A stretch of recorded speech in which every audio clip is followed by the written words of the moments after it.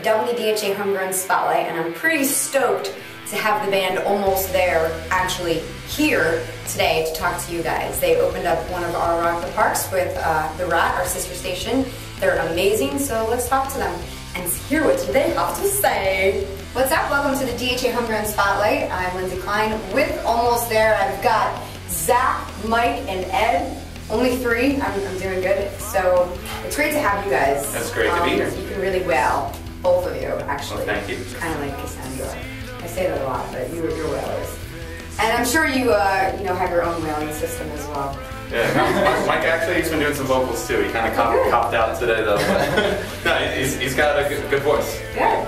Well, I met you guys a couple years ago. You were our sister station's winners. We had like what was it actually called? Because we had our own version up here. The Rat had a band open up our Rock the Park, Rat Fest, Rock the Park, and you guys were that band. Yeah, it was the Rat Band Search. I think that's what it was called. Yeah. Something like that. Ours was probably like a bottle of the band, which you probably remember. So it was something. But anyway, I met you guys there, and it's great to finally have you here. Almost. Oh, now you're finally here, not almost here. Official name change. Really. Yeah. So I always ask where the name came from. Simple question. Probably everybody does that. Yeah. Smart for me. All right. Well, the short story of it is we're always striving to get better. You know, every twist and turn, you get somewhere and you want to find the next goal. So every time we kind of get there, there's a new step to take. Okay. That's but it's glass half full. So you're still exactly. going. All right, that's good. Except for mine. Pessimist. All right, so how long has this band been around? I know you two were in the previous lineup. Was there more, or was it always three? No, we had a lot of lineup changes. Me and Ed have been playing together, I think, like 13 years now, different projects. But diapers. Yeah, but we started Almost There, I think 7 years ago, maybe 8 years ago. It was right after Hurricane Katrina. We actually got Yeah, we got that on the World Wide Web. Yep. That does exist. But we were like a 4-piece originally with a 5. With a 5 doing keys at one point, and then our original lead singer left to do acting, and we had a couple guitarists come and go. We had 2 guitarists for a while, and it's kind of been me and him driving it the whole time now. So it's been a good 7 years or so. Yeah, since we were in diapers. Well, that's a long time to do anything with anybody, so that's great.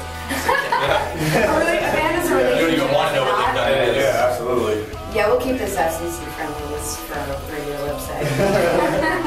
So you guys, how many albums? I know that you have a new one now, or I don't know how new it is. It's the one that you played the songs off of today that I have in my hands. How many albums do you have out there?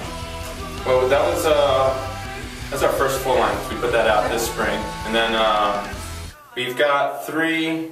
Some say there's a rumored 4th EP somewhere, but we've got 3 EPs before that, and there's only like 4 or 5 songs in each, so kind of a few incomplete little demos, but quality is all pretty good on all of them. Have you done it all yourself? Do you guys have the manager? Pass the mic. Yeah, sir. Hot potato. No, we've been pretty much doing it ourselves. We just pay for it. Whatever money that he has, we just put it towards whatever we can. Okay. We have friends in studios and stuff. They help us out. Yeah, it's all about the money.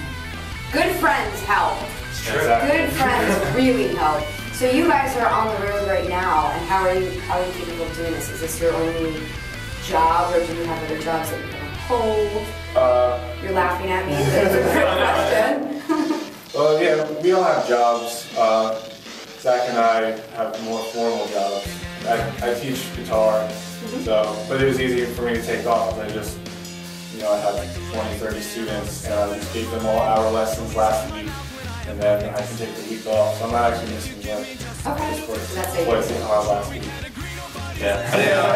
I play music for little babies and toddlers up in the city, and it worked out because I had off this week anyway for at least my busiest day, and I was going to be missing my busiest day, and they covered my other days for me to come home. So that worked out awesome for me.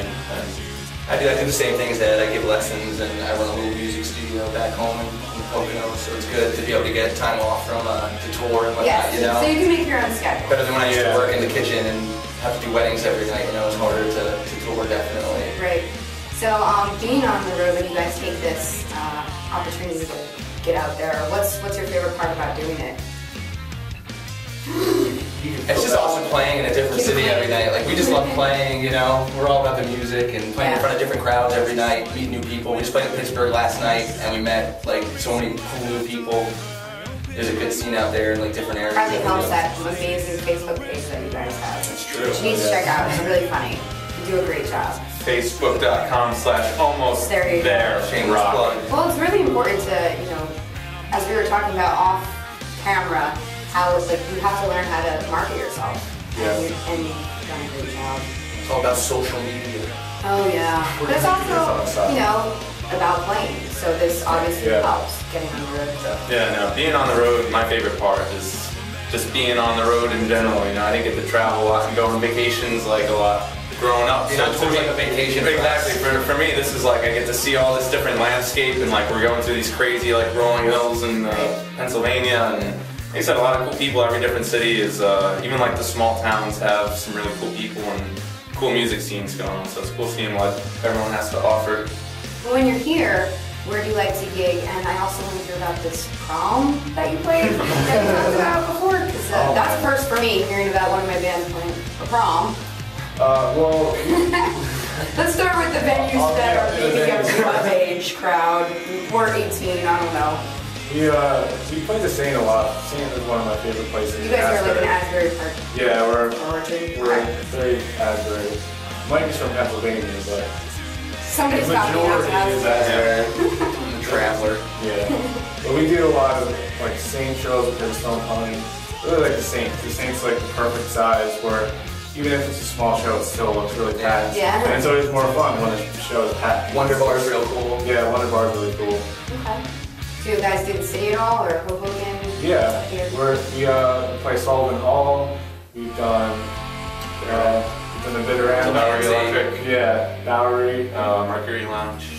You say. I love that you're talking into the microphone. It's fantastic. Yeah, so yeah, like I said, Sullivan Hall, Mercury Lounge, Bitter End. We do a lot. City, I feel like, is actually our second home because I'm up in the city. That's where I work, you know, half my week. So it's it's with the babies. Real group. You know, so I bring the babies out to the shows, and you know they rock out and have a couple drinks with us.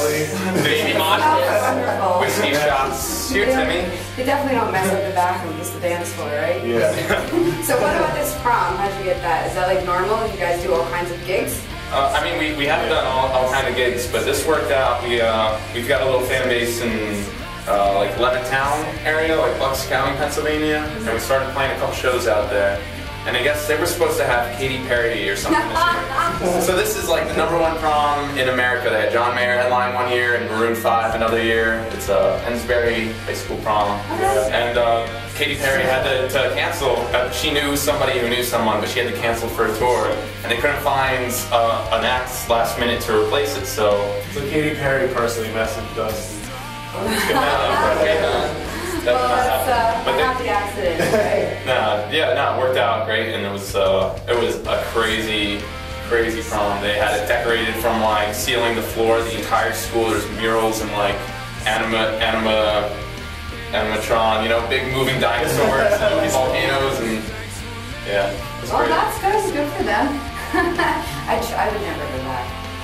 Anyway, It was definitely a blast from the past being back at a prom. You know? Playing at a prom. Yes.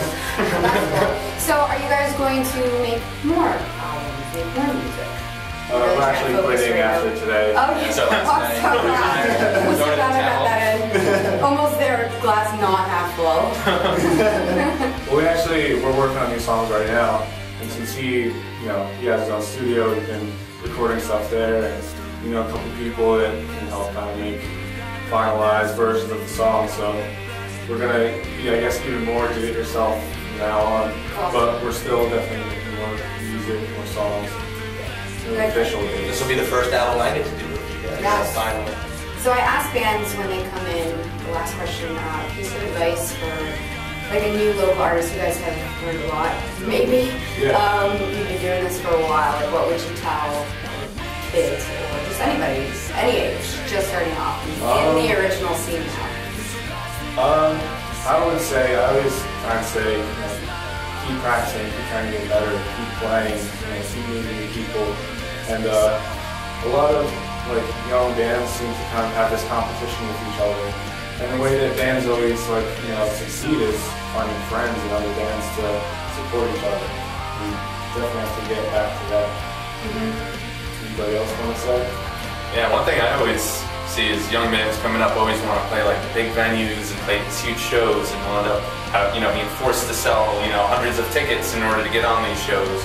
I think that that's something that's like kind of wrong with the picture too. Is selling 100 tickets to family and friends is a lot different than getting 100 fans to actually come.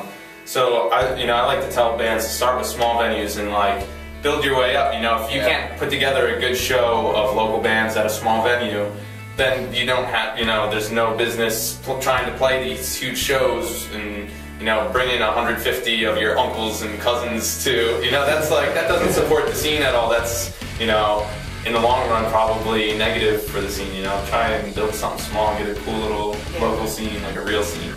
Good. You want to add anything? I pretty much said it good, but I get bands in the studio, they think they want to get signed and play the big shows, like you said, Just need to play music for the love of music. I'm just gonna lurk in the back. We're not even here. Alright, why don't you guys, last thing, plug where they can find your music and your websites. You can go to almostthererock.com and you can get to everything from there. We have a Facebook, everything's pretty much almost YouTube, Twitter. Yeah, it's all Almost There Rock. So it's youtube.com/almosttthererock. We have a new video up there. Twitter.com/almosttthererock. It's facebook.com. Guess what? /almosttthererock. Almost there dot XXX. That's for later. Alright, awesome. Alright, thank you guys so much. Thank you. Thanks for having us. It was awesome. Check it out!